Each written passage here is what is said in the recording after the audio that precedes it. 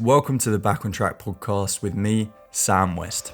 In every episode, I interview someone who's changed, recovered, or become successful after having faced real adversity in their life. On today's episode is actually a good friend of mine called Alfie, and his story is all about overcoming panic disorder. After having a severe panic attack between his first and second year of uni, he went through 18 months of sheer hell with the condition putting him in almost a constant state of panic. I'm really pleased to say that Alfie finally managed to get help and is now living a much happier life, which isn't dictated by the condition. So, without further ado, let's get into his story and find out what happened from start to finish. Alfie, I think the best place to start is really in your eyes. Where does your story begin? It's a hard one.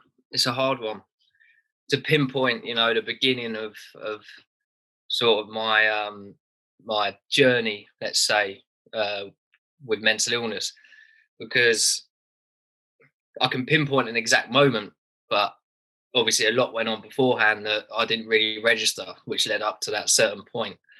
But with regards to, I suppose, my panic disorder, it's definitely it's very rare, I think, that you'll find somebody that knows the exact sort of time and place where everything sort of went downhill. But for me, it was one particular night, actually. I mean, we are humans and we all experience emotions, and I had done previous to this point, but not to the point of an absolute collapse. Do you know what I mean? But in answer to your question, Sam, probably at night me and a couple of uni friends actually had been out to Strasbourg on like a little holiday. This was in between my first and second year of university, and we'd been out to Strasbourg for a long weekend, really. And I've never liked flying ever.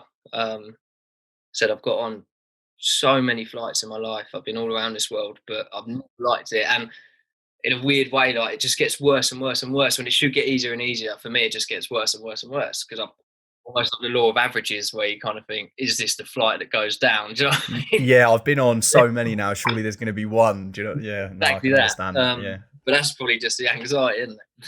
yeah. No, we'd had this wonderful weekend away. Actually, it was really nice. Like my best mates from uni, and as always, I was anxious on the flight home, but got through it absolutely fine. Just a bit nervous, as I always am. And then that night, at about probably 3 o'clock in the morning, woke up having a panic attack. A real severe one, to the point where I'm in my mum's room going, "You call an ambulance, I'm dying. Like, I'm dying." Wow. When you first, started feeling it, what did it feel like? It's so hard because people ask me this, and it's quite hard. And you, Sam, would have experienced panic, I'm sure, at some stage in your life. Absolutely, mate. Loads of it. Whether it's a disorder like I have, where it's extreme and it's every day, or just, I always kind of say, when you lose your car keys, right? And you're in a rush, an emergency, and you have all this like warmth come, you go hot and cold and blah blah blah, and but all I remember is the breathing. Couldn't breathe. You know what I mean? Couldn't catch my breath. And just sheer panic. It is what it is. It's pretty much what it says on the tin. Just an overwhelming physical experience where it's just completely out of this world, basically. Um, and yeah, it's so hard to explain. A lot of the time with mental illness, it's hard to pinpoint exactly what that feeling is. It just is what it is, like you say. But a common thing, that you hear people talk about is they're not breathing and stuff like that. So, you start feeling that, and you're saying, as you said to your mum, like, you got to call an ambulance. What happened from there? I didn't actually go to the hospital, luckily enough, actually, and this was kind of the first time I'd ever really heard about this. But my mum had previous experiences with panic attacks as well, and I think she kind of just read the situation, where she was like, "You don't need to go to hospital. I promise you're not dying." And I remember at the time being like, "Mum, no, I'm dying, man. Like, you need to just call me." Yeah. You die. But I didn't sleep that night. I was just up, sort of like just in sort of the fetal position, just trying to breathe. It's all a bit of a blur, to be honest, mate. And to be completely honest with you, the next 18 months after that was a complete blur in my life when I look back on it, because it was so hard to concentrate on anything else around me, because all I was doing was thinking pretty much about my breathing. I was thinking about swallowing.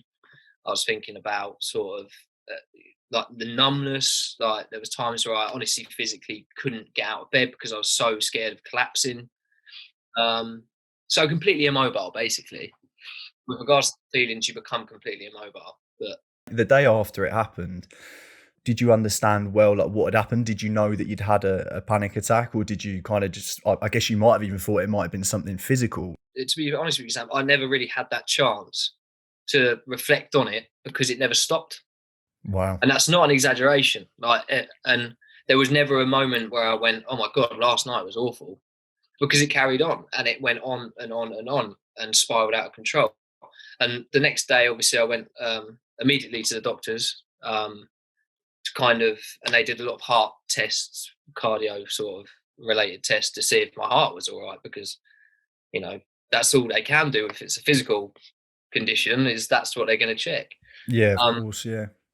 and at that point, it was kind of like, no, there's nothing wrong with you um, physically, but that was it. It was just a checkup. Do you know what I mean? So, and then it kind of just went back to this. All right, there's nothing physically wrong with me, but there's something wrong with me. Absolutely. Yeah. Yeah. um, and it was all just kind of very new and overwhelming and terrifying. And in the weeks after, really, I think those first few weeks, as I said, I can't really remember because I was in bed.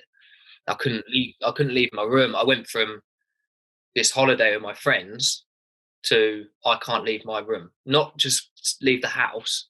I couldn't leave my bedroom because I was so just, as I said, it just completely, almost my body was just completely shut down in the sense of being able to do things. It was, I was so terrified all the time, and I was going through these physical feelings of a panic and a panic attack that I was just completely immobile. I just didn't, I just tried to sleep, sleep, sleep, sleep, sleep. If I'm sleeping, I don't feel it. So this is at a point where it's between your first and your second year of uni, right? And then I assume you had to go back to uni, and I don't know, like that must have been an added bit of fear, really, because at least at home you with your family and all the rest of it, but at uni, I imagine you're living with other people and stuff. How did you feel about it, and sort of how did things play out from there? Absolutely terrified. Absolutely terrified, because not only was I then sort of leaving the comfort of my family and people that I know would be looking out for me all the time, I was now going back to an environment where I'd been completely different for a year. My first year at uni, I was a student. I was a normal student, outgoing student that was out partying all the time, and I was very sociable, and I was constantly around and talking to people. And I was going back as this complete recluse and a different person, a completely different Alfie to what these guys had known. So the Yeah, first thing I kind of did, and it was kind of building up and building up, where I thought, but the thing is, with sort of anxiety and maybe panic attack, is that you kind of, at that early stage, I had no idea what it was. No idea. You Google search it and you go, when does this end? I remember Googling, how long does anxiety last? Or how long does can a panic attack last for 3 weeks? Stuff like that. And I honestly put this length of time on it, going, this must end like a normal illness. That's the only way I knew how to approach it, because I'd never experienced it. So I just thought, keep going. I'll be all right before I get to uni. 2 days, uni fast approaches. I'm going, oh, I'm not good. I'm not all right. This isn't. yeah. So luckily, my friends from uni are just golden. I love them more than anything, and I had this real good bond with them. They're still, my best mates now. Ideal, yeah, yeah. Messaged them and said, look, guys, I'm not well. Like, and I remember my granddad had just died at this point as well. I remember that. And that was kind of even in like back of my mind, and it was as awful as that sounds, that was in the back of my mind at the time, because I was so fixated on this, what was happening to me. Um, Guys, I'm not all right, and this is going to be really hard. I'm not going to be the same Alf. before I sort of arrived, because I thought I can't just turn up like this. How did you feel sort of before you told them? Because I mean, it's a sad fact and one that, that I hate really, but some people feel self-conscious about talking about mental illness and stuff like that. Was it difficult for you to tell them, or were they such good mates that actually you felt totally comfortable doing that? I wouldn't say totally comfortable, but it was a kind of, I think that was my first, and we'll probably get into this later on with regards to the sort of recovery of it. But that was my first inclination of, I need to tell somebody. Do you know what I mean? It was the first time I thought about it, really. And it wasn't necessarily to get better, it was just to warn them that I was a different person.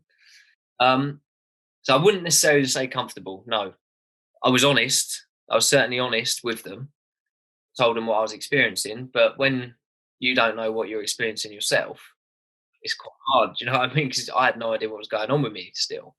Absolutely. And what was their reaction to it? Obviously, you let them know by message. What did they kind of say to you about it? Word for word, I couldn't tell you, but I just remember sort of being like, "Don't worry, man. Like, we're here. It's cool." And I went from the bedroom of my house in my mum's house in Kent to the bedroom in my house in Norwich at university. I just transformed and sort of stayed in this same world that I was living in inside my head, um, there as well. And I know that they were concerned. It was hard for them because they didn't know how to approach me. They didn't know how to deal with it. They were, they don't know what I'm going through. They're not therapists, they're not psychologists. Do you know what I mean? But they were brilliant, and as the years went on, they kind of knew how to deal with it. They took the piss out of it, and I know that sounds ridiculous, but I still do, just because of that. That's just who I am, and I take the piss out of everything that's ever happened in my life. I guess some people think like you can't joke about these kind of things, but actually, in a way, like obviously, if the person that's experienced it is okay with it, in a way, it's a bit of a coping mechanism. Exactly what it is, mate. It's exactly what it is. You're right. It's how I deal with a lot of things in my life, and I have done.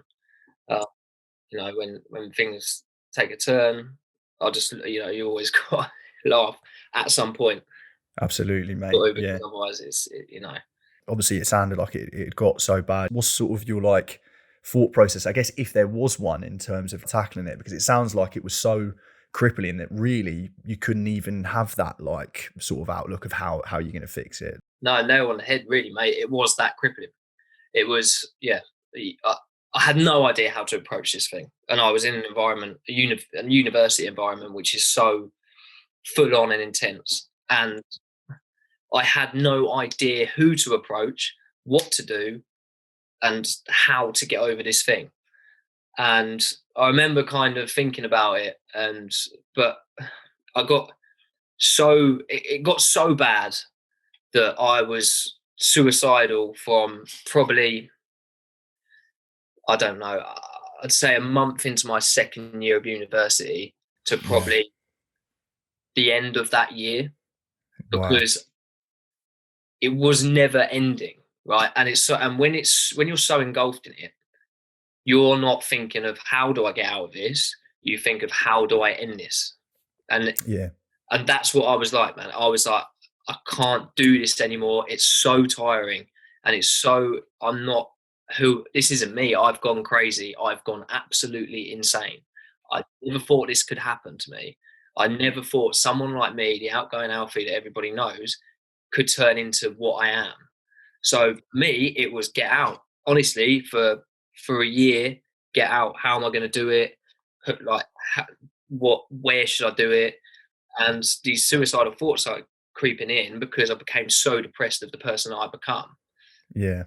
And Yeah. I went in that transition. I went straight from that sort of this progress, not far from progress, this transition of being someone that just was new to mental illness to somebody that was very, very deep in mental illness, you know what I mean, and suffering very, very badly to the point where I can't do this anymore. I can't. It's so sad, when someone gets to a point where they contemplate suicide as an option, because it's so tormenting and so difficult to go through that you actually do weigh that up. Did you share with like any of your closest loved ones and friends, like, did you share with them that's sort of where you were at in your headspace that it got that bad, or were you still sort of, were you keeping it inside yourself? Inside, man. It was, yeah, it was something that I was just going through. And even now, mate, when I look back on it and the progress I've made, and I'm sure we'll talk more about how I've got to this point, but I look back now at that sort of year of my life and I still think, how did I get through it? I don't know how I did it, but I did. And I'm quite unsure as to how I didn't do anything like stupid, basically. Yeah, Um, yeah, I think that might be because I was scared of other people, the hurt or whatever. Um, and I suppose there was that always that little bit of hope, even though I wasn't aware of it, where I could get better. And I like to think that one. You know, I like to think there was that tiny little bit of me which is true, man, because I wouldn't be here today. But with regards to your question, sorry, Westy, no, it was in my own head, and I didn't want anybody else knowing about it um, until I finally sought out help professionally. well, mate, well, thank God you didn't, and you had also, I think you had a bit of resilience in you as well. You mentioned hope and the hurt for other people, but also like massive resilience in yourself, and you're a special character, Alfie. So thank God that you sort of you are where you are today. Mate, one thing that I'm curious about. So it sounds so crippling. It sounds so crippling, and uni is such a social environment, and also you got to go to lectures with loads of people and stuff like that. How did you manage that sort of day-to-day life of it, both the academic and the social side? I didn't, to be perfectly honest with you. I would some days I'd manage to get out of the house and I'd get to a lecture theatre. I'd walk in the lecture theatre straight back out because I couldn't face being around people. It was just awful. Um, I drank a lot. I certainly drank a lot, as I think a lot of people that are battling with mental illness turn to that and turn to substances because of the numbness that it brings, and it's that get out of your current state of mind into another one and forget about it all. Yeah, yeah, So I drank excessively, and I did in first year before this all happened, um, just to get out of the panic really and the depression. Like I drank because, and I suppose you can get away with that more at university because of what it is. So I go and get absolutely smashed. No one would think much of it because everyone else is getting smashed around you, but I was doing it for a completely different reason. I was drinking literally to take the pain away, and then wake up in the morning and that pain is there, but twice as bad. You know, absolutely. Yeah. So how often would you go out and sort of, as you say, like drink to numb it? Was it a sort of like a couple of times a week, or like what was the sort of frequency of that? I mean, you go out whenever you bloody can at uni, I think. But I was so crippled at times where I wouldn't go out for 10 days or whatever because I couldn't face going out. Do you know what I mean? Um, and I'd have to really work. I'd have to go and sit if the guys were going out. I'd have to go and sit in my room, have a few drinks by myself because I couldn't face people. Wait for the sort of for the drink to hit, then go and join them. You know what I mean? Um, but I mean, as I drank as much as any other uni student, I think probably went a little bit harder than most though on the nights out. Um, just didn't stop. Yeah. So you're living with this in your second year, and yeah, how are things going? Was there any moment where things started to get a bit better? Was there any like signs of hope, or was it literally just Groundhog Day every day, feeling like that? Groundhog Day most days, and then I had so part of my course, Sam, was to do experience abroad. So geography and international development with overseas experience. So that was a whole module of my course. And I'd sort of signed up for this before second year. So where I was going to Peru, South America, to go and work, which I'd done previous to uni. I'd been away traveling for a year, and I loved every second of it. It's my passion to travel. and all of a sudden I was unable because of my mindset. And I thought, right, if I go to Peru and I get through that, I'm capable of anything. And that was my Absolutely. mindset as I was going out there. Mm. And I signed up, and I remember typing out this email a number of times saying, I can't make it. I'm really sorry. And I kept deleting it and kept deleting it. And it finally got to that day where I was flying. And I remember it was the first time I'd felt a sense of calm for a long, long, long, long time, where I wasn't having a panic attack. And that was on the way to the airport. The irony of this, Westy, is the whole thing began after a flight, and I felt calm for the first time just before the biggest flight of my life. It's madness, isn't it? That is madness. Yeah. Yeah. The only flight I could afford to get to Peru was 3 different flights. It was like over 38 hours or something. And I remember getting to the airport and thinking, I feel so good. I'm so proud of myself for doing this. And I just remember this sort of kind of like this uplifting sense of achievement for even just getting to Heathrow. And then I remember getting through the gates of Heathrow and then crashing back to earth and just being like, oh shit, I've got to get on a plane. I've got to get on Wow. a plane now. Yeah. I remember I've taken a lot of different medication for my depression and panic attacks over the years at uni. But I never liked the idea of taking tablets because I just don't. Some people I just don't like the thought of a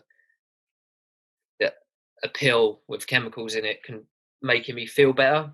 I'd rather it Yeah. come from within. Yeah. But I've been to the doctors and been prescribed a load of diazepam, of which I'd previously had turned down because I said, this stuff's addictive, I don't want it. I said, honestly, it will knock you out, your flight, that's what you're worried about, take these. Heathrow, took one, they were like the strongest ones you could get, took one, nothing's happening, got on the flight, I'm sweating, I'm in the toilet most of the time, sort of fetal position, can't breathe. They're knocking on the door, sort of, are you all right, do you need medical assistance, blah, blah, blah. Putting another diazepam in, thinking I just need to pass the fuck out. Why is this not working? And for 12 hours over the Atlantic, nothing hit me. Nothing. Like this diazepam just had no effect. No effect whatsoever because the panic, I think, was just so large. And I'd taken 3 by the end. By the time I'd arrived in Bogota, and I had a 10-hour layover in Bogota. And I remember getting off the flight and going, fucking hell, that was awful. But at least I'm on solid ground. Then sudden realization that you're in the middle of nowhere by yourself. You suffer with panic attacks. What on earth are you doing here? Thought, right, I'll get through security and go into Bogota, see what happens. Right, After taking 3 diazepam on the plane, that sounds like a recipe for disaster, mate. And by the way, I've arrived and I speak no word of Spanish, like absolutely none. I've managed to get my transit visa, get into a taxi. Luckily enough, this guy speaks enough English. Sit in this back of the taxi, boom, all 3 diazepam just go, hello, Al. Shit. We do knocked out in the back of a cab in Bogota. Jesus. We do work, mate. We're here and we're here for a while. And I remember just in the back of this taxi, just like, and I just remember thinking, how am I going to get through this trip? I've still got 2 more flights, and I've got 4 months in this country, in Peru. How am I going to get through this trip? But the long and short of it is, I just managed to do it, mate. I don't know how I did it, mate. Fair play, like for because as you said, this all of this started off with the whole flying thing. So to then be faced with the prospect of doing 3 flights, 36 hours, like someone that likes flying at the best of times wouldn't have enjoyed that. But for you, that must have just been the most daunting task. And to even get yourself on that plane, I think was incredible. It was when I arrived back and I'd done my time in Peru.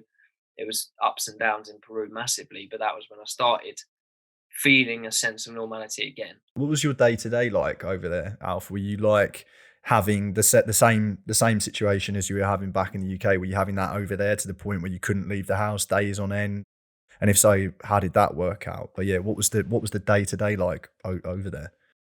I've always seen myself, I'm quite strong minded in the sense that I don't like letting people down. For example, I've rarely called in sick at work ever. and I've been to work in some awful, awful, awful ways. And out there, I was working for somebody who relied on me Right. at university with no work and complete free for all. I didn't have to turn up to these lectures. I was getting out of bed in Peru, going and doing a day's teaching and coming back home. And there was this structure that sort of started to form over there that I hadn't had for 6, 8 months, you know? And so that's when I really believe where I started to gain a sense of normality again to my head and into my sort of lifestyle as well. Yeah. Amazing, mate. So you get back, and then, in your mind you're thinking that's a massive victory. And from there, was it a sort of upward positive trend, or how did it sort of play out when you got home? I think it probably was, mate. I was still suffering very badly, but different elements of my life started to kind of come back. So I started exercising again and I joined a football club and I was getting out. And even though I was playing football 90 minutes having a panic attack, and that's not a lie. For 90 minutes, I would be running around. I wouldn't be able to breathe. I used to have this thing where I thought my tongue was going into the back of my throat. And I used to run around for 90 minutes like that going, and I used to, and you'll see me, I don't know if I've been doing it much, but I'll pull this and I'll put this over there. Don't think I'll do it with you now because I know that I'm having a conversation. Yeah, yeah, yeah. A lot of people pull me up on it. So I'd run around playing football going like this. And people called me up on it a few times. They said, "Oh, I don't really know why I do it, but it's because it's kind of like catching your breath." It was difficult because I loved playing football and I always have done. But at the same time, Westy, I was out and about. I was, Mm. I was So it's helping. I was on a football pitch. The panic now was part of my life, and that's where I started getting better was when I accepted I am ill. I'm not right. I'm not like other people. I can't go through a day without not thinking about my breath or thinking about suicide. Like I was adapted to this now. This was my life. I woke up every morning. I couldn't breathe. I would go out, do stuff, go to the shop. This is it, man. This is who I am. And and I started to then introduce things into my life, which allowed me to live a little and almost behave normally, even though I wasn't feeling normal. Um, so that's when it all started getting better, if I'm honest, mate, is when I started doing those kind of things. Did therapy or counselling come along at that same time? Had you started that then, or did that come before? When did you first sort of try that? I'd done it before, but I was reluctant to believe it. I was one of them, mate.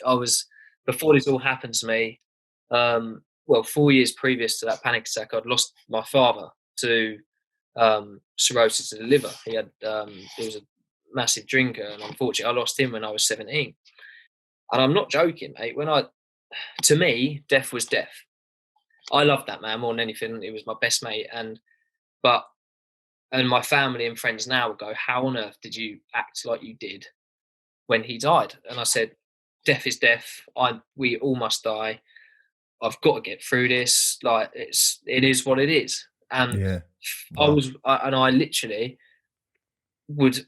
That was my mindset. Of course, I was upset when it happened, but in my head, it was, you become very selfish when you lose a loved one in many instances because I've lost my dad.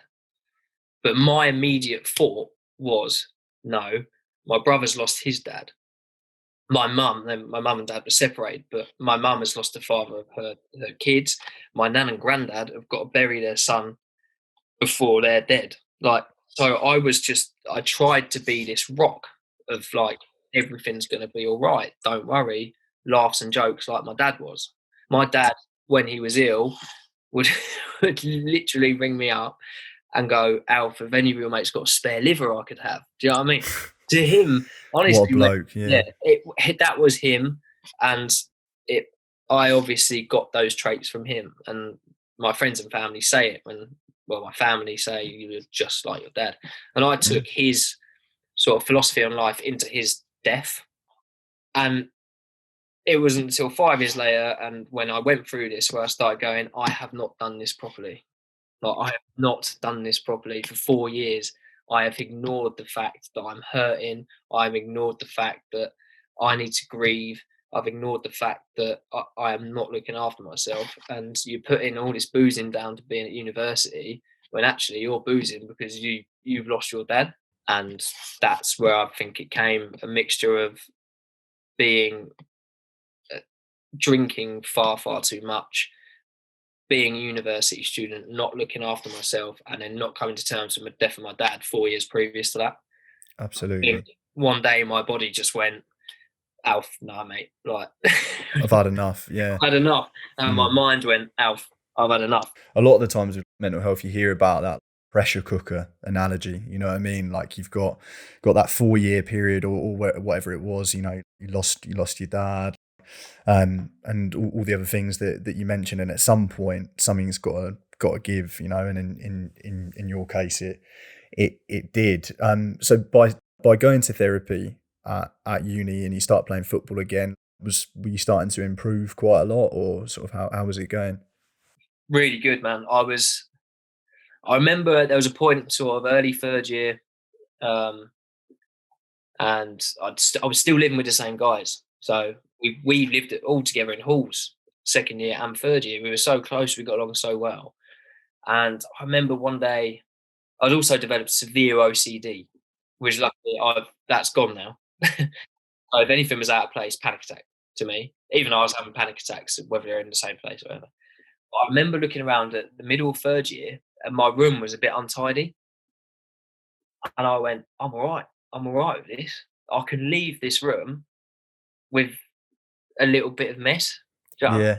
Yeah, yeah, And yeah. to me, that was such a revelation.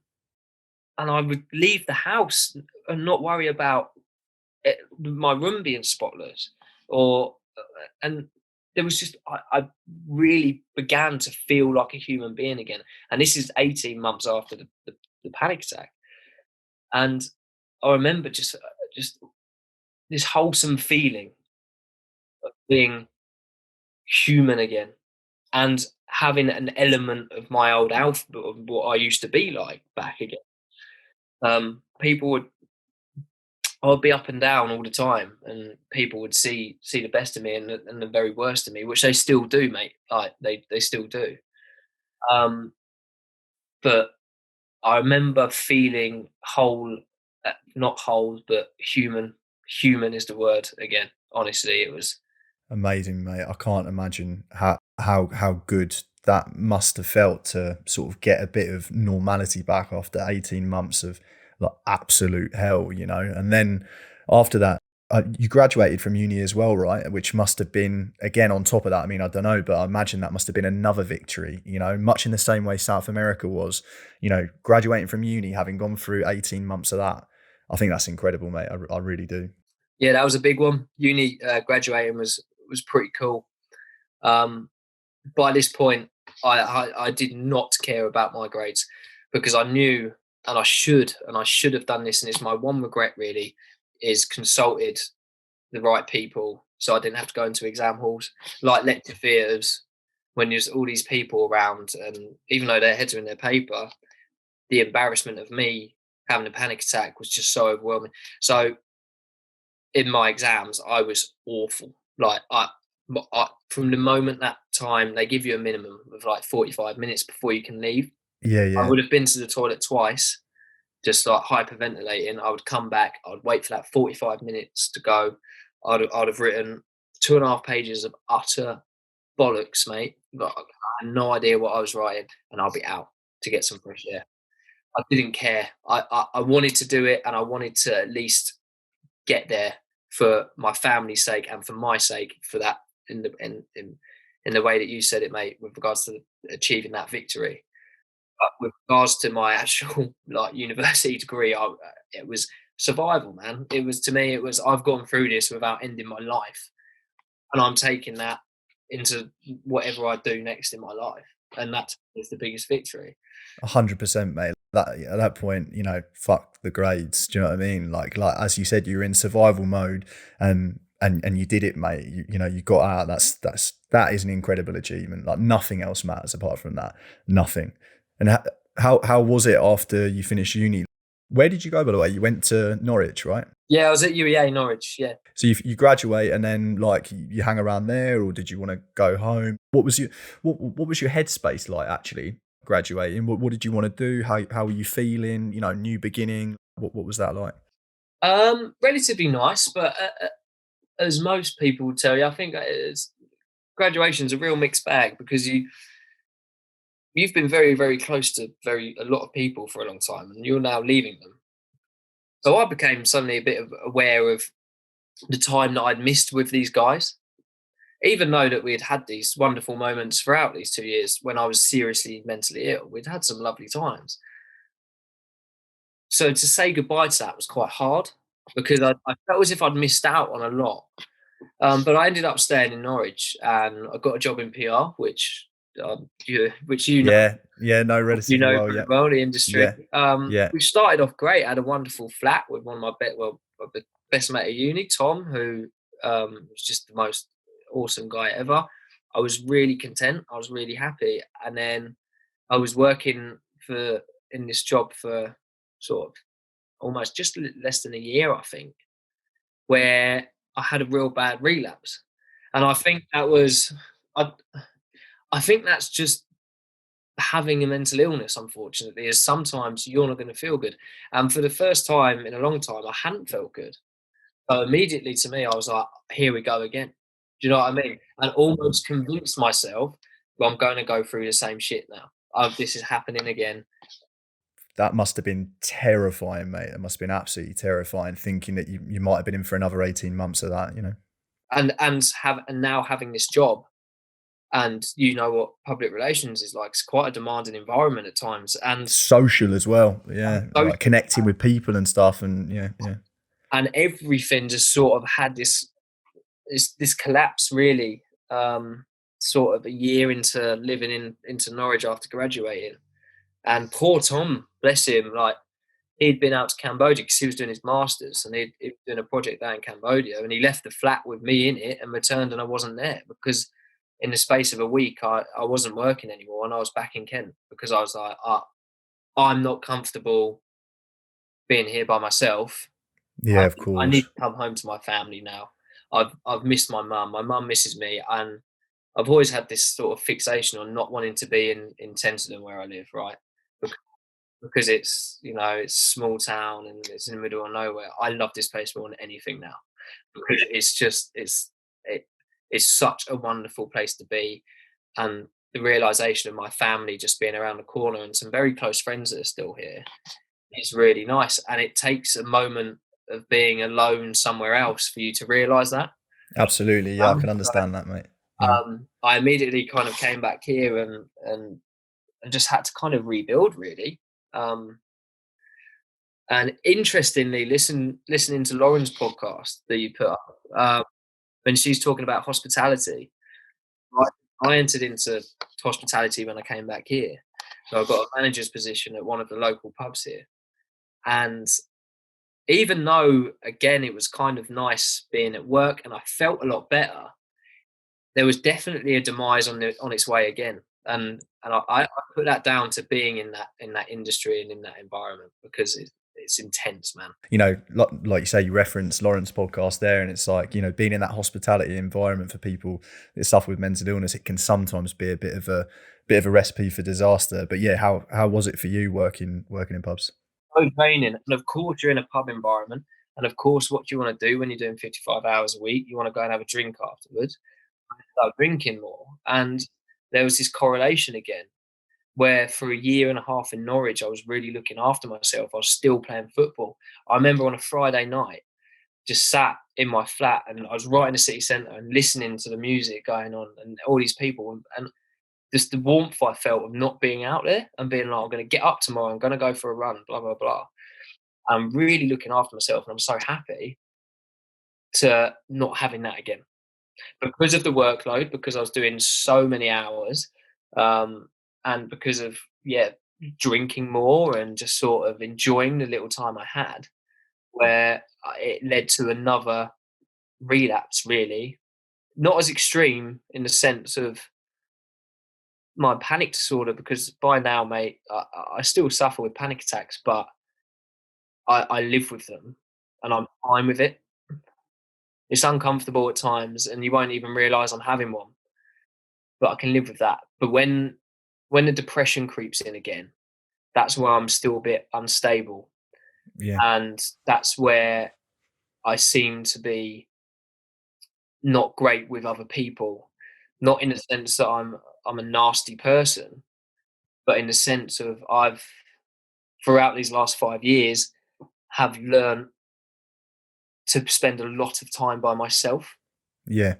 Yeah. And Yeah. I spend a lot of time trying to get people to open up about their mental health issues. Yet at the same time, I'm also like I can be very, very dismissive. And it's ruined friendships and it's ruined relationships. Um, I hope I'm at that point now where it's never going to happen again because I can see myself going into this horrible sort of mode of myself. As I said, it's not a nastiness; it's just this complete kind of uh, like I just don't care about anything. Yeah, I think the shame there is that, you mentioned lost like friendships and stuff like that. The shame there is there's clearly, or I imagine, with someone or people that don't understand mental health sort of well enough, really, because it's not coming from a bad place from you, is it? It's coming from a place of mental illness. And that's part of the reason why talking about these things is so important, because it's not talked about enough, especially amongst men, because you've got to be like a big strong bloke or whatever, and man up and all the rest of that bollocks. But talk to me about the time that you decided to sort of be open about it. I couldn't really tell you when, but I've always been quite fascinated by it, mental health. As I said, not before it happened to me. I was very dismissive of it.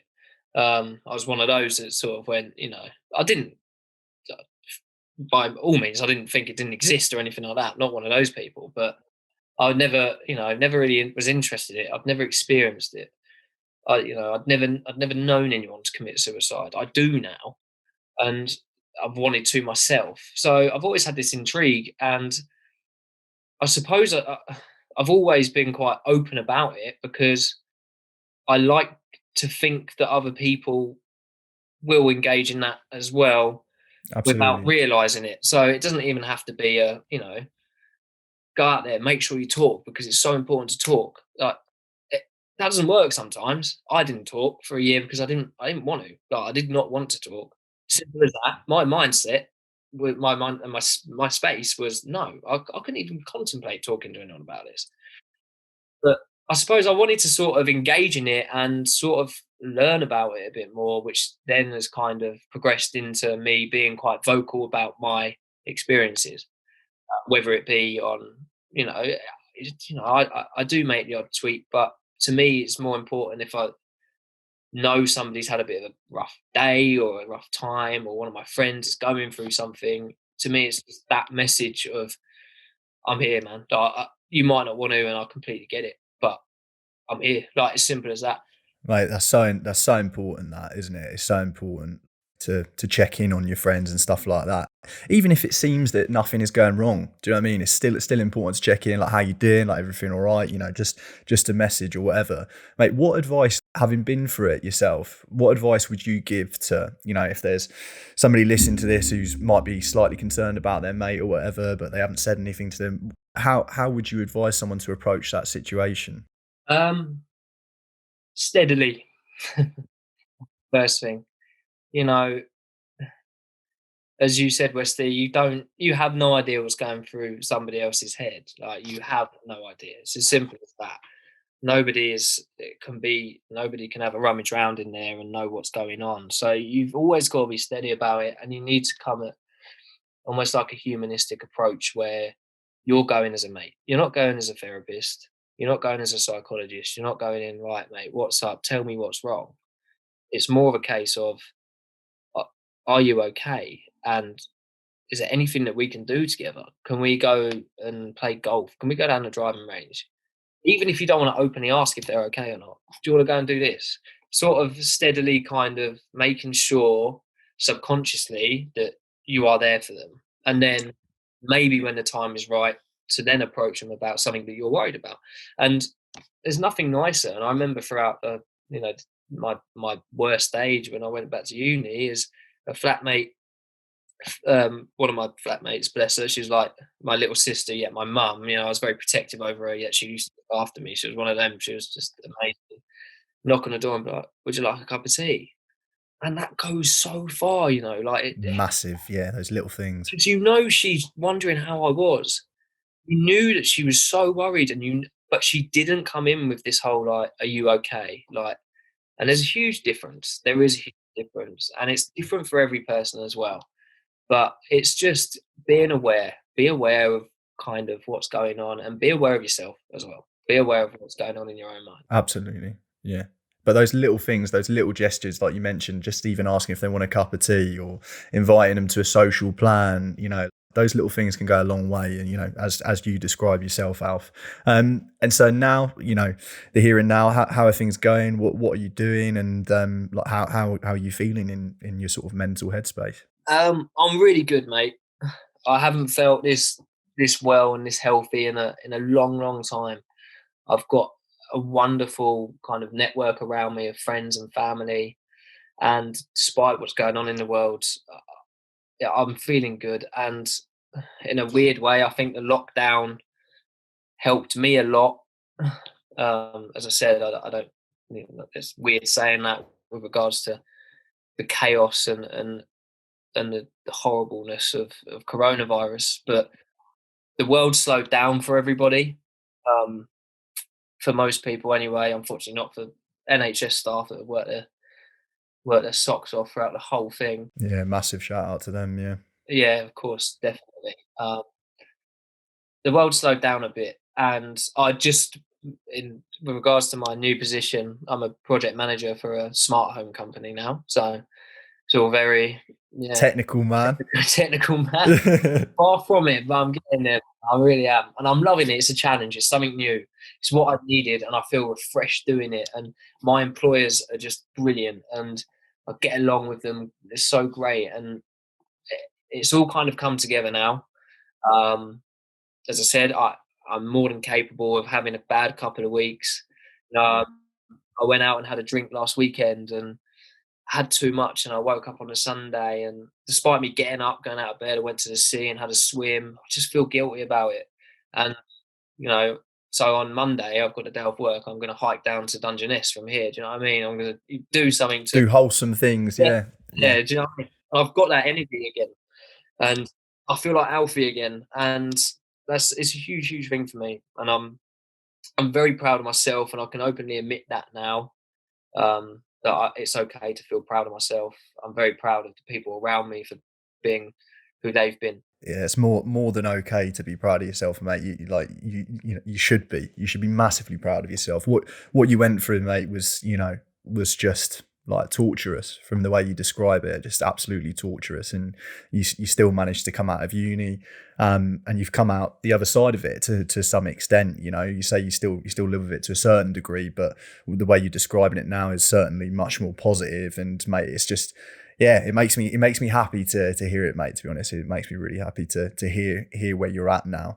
And Alf, like the same with every guest that I have on the show, I like to get them to give sort of 3 bits of advice for people that are listening that might be going through a similar situation.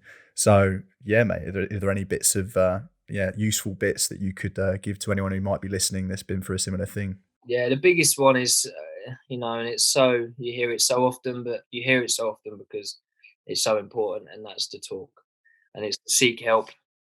Um, because I can't describe to you the difference it makes if you're thinking about certain things, and you know you're not thinking straight, and you know you're not being the person that you are or can be. Seek advice. There is nothing wrong with it. There's absolutely nothing wrong with it. This taboo is no longer, you know, it's not a taboo anymore. Go and speak to somebody, whether it's your best mate, whether it's your mum, or whether it's somebody you don't know, and it's professional. It's so important, man, and it it's only good. It might not feel it at the time. You're going through some shit, all right? You are. It might not feel it at the time, but in the long term, you will be better for it.